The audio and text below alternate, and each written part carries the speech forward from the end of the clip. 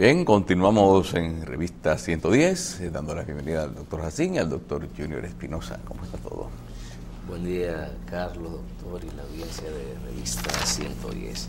Carlos, ayer se celebró el 173 aniversario de la Constitución de la República Dominicana.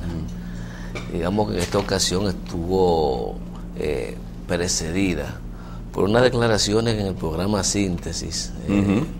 Ofreció al país el ex magistrado presidente de la Suprema Corte de Justicia, Jorge Subero Isa. Ocupó sus declaraciones importante espacio en titulares de los medios de comunicación digital y escrito. Básicamente por lo que reflexionó en función de si el presidente actual puede o no reelegirse. Planteó dos escenarios.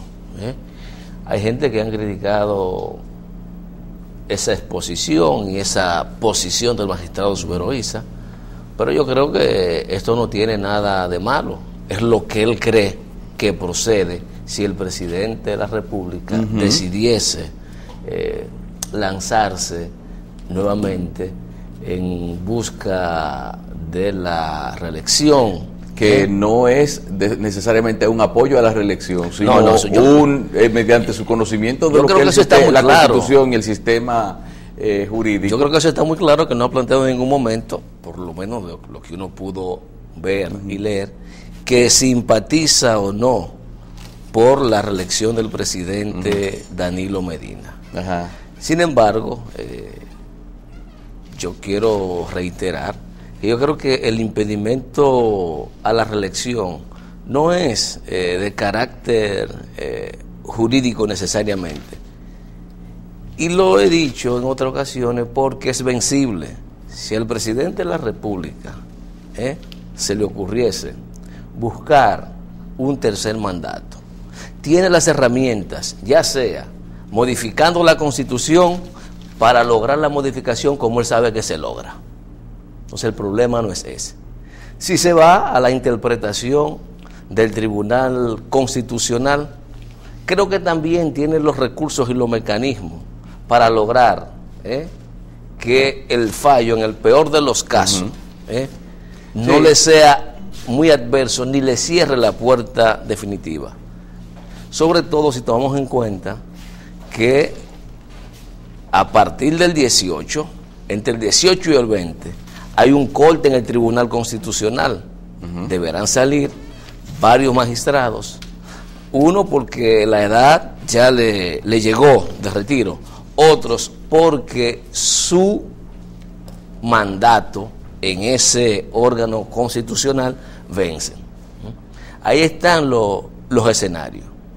Sin embargo, el mayor desafío que tiene cualquier proyecto reeleccionista no es vencer los obstáculos que pudieran haber desde el punto de vista jurídico constitucional, sino justamente pensar, y eso lo hemos reflexionado, en el efecto que va a tener en la sociedad dominicana, en el partido, en la economía, en la incipiente institucionalidad del país, embarcarse en un proyecto de esa naturaleza. Y cuando uno observa el escenario y hace una comparación, Carlos, con las 39 ocasiones que se ha reformado la Constitución de la República, tiene que llegar a una conclusión, y es que nosotros no hemos tenido una vida institucional fuerte, ni la dirigencia política ha apostado tampoco a que eso ocurra en función de lograr un proceso de institucionalidad, un proceso de respeto a nuestro pacto social fundamental, que es la Constitución de la República. Y cuando uno hace las comparaciones en función de la historiografía constitucional que nos sirven, nos damos cuenta que justamente la mayoría de las reformas han sido en momentos de crisis, y sobre todo para beneficiar al mandatario de turno. Sin embargo, uno pensó que con la experiencia de 1994, ¿no?, la crisis que vivimos, que produjo y parió una reforma constitucional que, aunque fue resultado como siempre de un acuerdo de aposento entre la clase política, pues se entendía que no iba a ocurrir una nueva reforma tan pronto como en 8 años, porque ya se le ocurrió la brillante idea al presidente Hipólito Mejía, tan temprano como en el 2002, iniciar un proceso de reforma constitucional justamente para reintroducir la reelección presidencial consecutiva. Esto pasó con tropiezo, porque recordemos que en ese proceso la Suprema Corte de Justicia declaró inconstitucional el procedimiento que se había utilizado y hubo que corregir esa situación para que finalmente se le aprobase la reforma. Esa, digamos, no hubo un momento de crisis, pero sí una acción en procura de una conveniencia de la reforma constitucional. En el 10, parece que hubo una estrategia mejor. Se pensó en grande, en dotarnos de una nueva constitución, en principio, pero también a albergar y a abrir la posibilidad de que el presidente que concluía su segundo mandato consecutivo tuviera la posibilidad de volver. Y entonces nos metieron de nuevo en la reelección indefinida con una pausa de 4 años. Eso fue lo que ocurrió. Y se rehabilitó de nuevo entonces a los expresidentes, incluyendo al doctor Leonel Fernández, que no solo el tema del blindaje institucional, sino que el doctor Fernández dejó ensamblado el escenario para volver de nuevo a la presidencia en el 2016, a sabiendas de que sí podía repostularse. Entonces, lo que hizo el presidente Danilo Medina, que también reforma la Constitución con el mero objeto de beneficiarse per se, todo esto te dice que los obstáculos legales no son lo que determinan si se reforma o no la Constitución.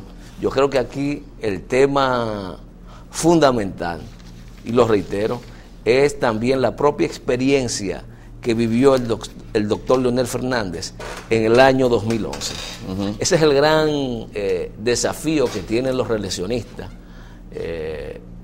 el impacto que pueda tener no solo la iniciativa per se, sino obtener una reelección del presidente Medina. Ya sabemos los efectos en su partido, los efectos que puede tener en términos social y económico en la República Dominicana, porque una reelección, el presidente lo dijo, claro, eso se le olvidó cuando se vio en la necesidad, parece, o cuando se le brindó la posibilidad de reelegirse, que no solo, y a propósito, ustedes recuerdan el problemita que tenía en la cara, tan pronto dijo que sí, se le fue, la presión.